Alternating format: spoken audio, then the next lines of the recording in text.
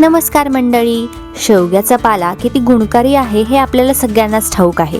पण हा पाला खरोखर चविष्ट कसा बनवायचा? चला तर मग आज याचीच रेसिपी बघूयात. ही रेसिपी बघितल्यावर भाजीचा प्रत्येक घास तुम्ही आवडीने नक्की खाल. अशाच पारंपरिक रेसिपीजसाठी माझे किचनला नक्की सबस्क्राईब करा. आपण आता आयुर्वेदिक आणि छान अशी पौष्टिक अशी आपण भाजी करणार आहोत. तर हे शेवग्याच्या शेंगाचा पाला घेतलेला आहे. छान असा आपण धुवून घ्यायचा. कोवळा जर असेल तर अशा एवढ्या काड्यात देठ ठेवले तरी चालतील, किंवा सगळा ओरबडून घ्या. जास्त आपल्याला कोवळी पण नको आहे, जास्त अशी निबर पण नको आहे. माझ्या अशा एवढ्या काड्या राहिलेल्या आहेत. हे ओरबडता येत नाही ना, तोडता येत नाही, त्याच्यामुळं असे एवढे राहिले तरी चालतील. छान अशी 2 पाण्याने मी धुवून घेतलेली आहे. नंतर एकदा तिसऱ्या वेळेस पाण्यात अशी ठेवलेली आहे. तर आता हे आपण सगळी काढून घेऊया पाण्यातून. इथे मी थोडीशी मुगाची डाळ भिजत घातली होती. 3 चमचे घेऊ शकता तुम्ही. मी 3 चमचे मुगाची डाळ घेतलेली आहे.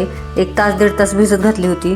आणि इथे मी 3 हिरवी मिरची, 5-6 लसूण पाकळ्या आणि 1 चमचा जिरं घेतलेला आहे. तर हे आपण न पाणी घालता मिक्सरमधनं बारीक वाटून घेऊया. 1 कांदा घेतलेला आहे. तर आता मी कांदा बारीक चिरून घेते.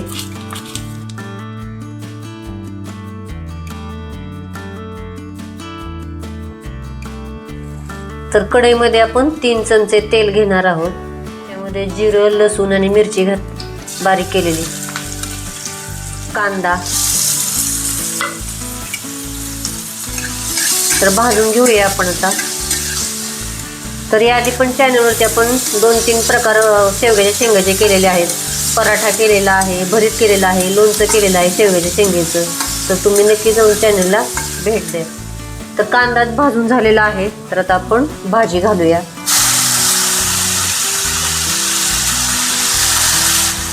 आणि भिजवलेली डाळ,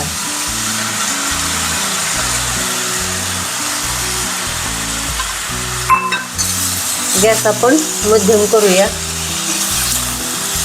आधी थोडीशी भाजी अर्धवट आपण शिजवून घेणार आहोत आणि नंतर मीठ टाकणार आहोत.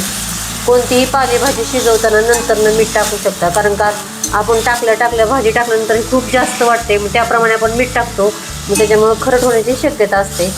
थोडीशी आपण अर्धवट अशी शिजवून घ्यायची आणि त्याप्रमाणे आपण जसं लागेल तसं आपण मीठ घालणार आहोत.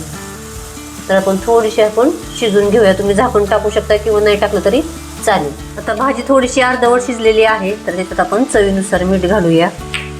आणि 2 ते 3 चमचे मी भाजलेल्या शेंगदाण्याचा कूट घेतला आहे. ओबड कुटलेला आहे, तो पण घालूया आपण. खूप छान अशी भाजी लागते. तुम्ही एकदा नक्की करून बघा, तुम्हाला जर शेवग्याचा पाला मिळाला तर. भाजी आपली चांगली शिजून झालेली आहे. मी आता काढून घेते. छान अशी आपली आयुर्वेदिक पौष्टिक अशी भाजी तयार झाली, तुम्ही बघू शकता. तर चॅनल सबस्क्राईब करा, लाईक करा, शेअर करा आणि कमेंटमध्ये मला नक्की सांगा कशी झाली ती. थँक्यू.